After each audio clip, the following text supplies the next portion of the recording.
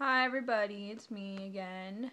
We're gonna do our P8, I think. Yes, P8 questions out of the book.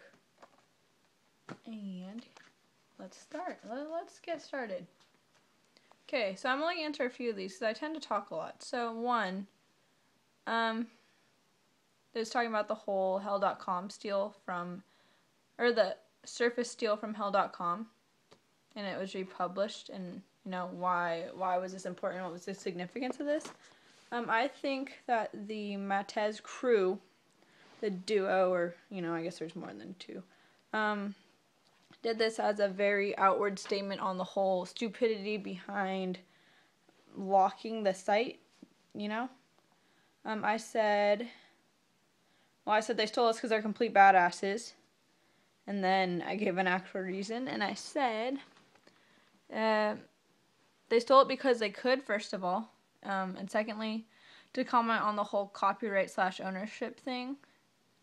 And I said that they're trying to point out how stupid it was to have it private and only allowing like a small portion of people to be able to view the website or the exhibit. I thought that was stupid, and that they're like calling them out, like, why would you do that? It's art and it's on the web. It's supposed to be for everybody to see.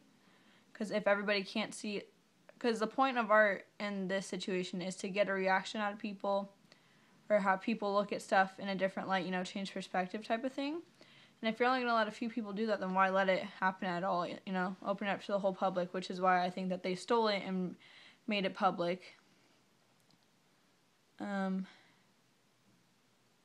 said that they wanted to point out that art can be used and viewed by everyone so that they can look at it and get feelings, ideas, and emotions from it. And you can't block art from people or else who really cares about it anyways, because if you're blocking it from a certain group, it's like discriminating against that group who, have intake on your art too, I'm sure. The next one is about the Nike swoosh in Vienna. Okay, so when I was reading this, I got really pissed off because I put it into what if that happened in Huntington? Like, we already had the battle with Santa Cruz for Surf City. And I'm super, super hometown pride in Huntington. And I said that the Nike swoosh is insane and that I wasn't offended by the act itself. I was offended that people in Vienna didn't have enough passion or fight in them at all to put up any fight. I thought that's ridiculous. I'm not offended with the display. I thought it was actually a clever way to show how corporations are taking over the world and no one's even really caring. And I was trying to think, in an ideal situation, if that happened in Huntington Beach where they're changing Surf City to Nike City and they're putting Nike swooshes out instead of lifeguard towers, I would freak out. I don't know how publicly I would freak out or what I would do in public to try and change it. And I think that's another point of the thing is that, you're pissed off, but you're still not going to do anything, which I think needs to change. But I thought that the Nike swoosh and renaming the town, I took it personally. I mean, if that happened in my town, I'd be not happy at all. So I just said I was offended with the lack of passion and fight from the people. Because if you have so much pride in your city, you should be willing to fight for it. And something like Nike, a corporation who, they're rich and stuff, and the fact that it wasn't surprising to people that Nike could take over a city and rename it after themselves surprises me too, because, it doesn't surprise me. It proves a good point that all these big businesses and all the money and all the wealthy Nike people have such a stronghold over, popular thought and, branding and all that, that it seems completely possible that, Nike would buy a city and be like, oh, yeah, this is ours now. But I was not, as I said before, I was not offended at the act or anything. And it's cool that it's against the actual corporation because way to stick it to the man, but I was offended that the people didn't have enough sass in them to, step out of their comfort zone. Next, I'm going to talk about the Second Life avatar portraits. I said that they're like normal portraits. They're used to capture facial features and all that stuff. But I like the Matez idea about avatars. I like the fact that they point out that avatars are what you think of yourself in an ideal situation.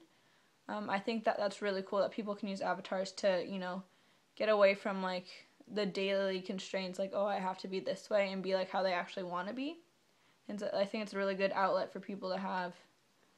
And I said it was different because it said in the book that like the job in Avatar is to give the avatar life, which is like insane to think about, but it's true, like it's your creation, you have to give it life.